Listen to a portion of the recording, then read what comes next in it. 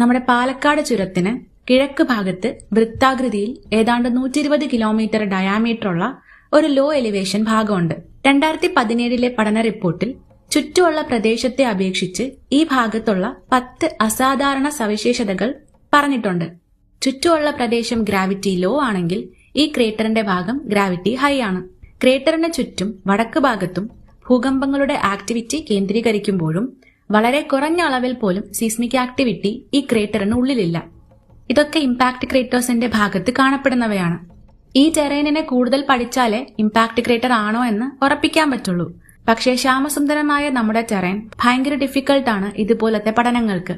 ഇനി ഇത് impact crater ആണെന്ന് കൺഫേം ചെയ്താൽ അതിന്റെ അർത്ഥം എക്സ്ട്രാ ടെറസ്ട്രിയൽ ആയ ഒരു വസ്തു, മീറ്റിയറോ ആസ്ട്രോയിഡോ ആയിരുന്നിരിക്കണം ഈ ക്രേറ്ററിന് രൂപം കൊടുത്തത്. അങ്ങനെയാണെങ്കിൽ അതെന്ത് വസ്തുവാണ്, അതെവിടെ പോയി എന്നൊക്കെ ഉള്ള ചോദ്യവും ഉണ്ടാവും.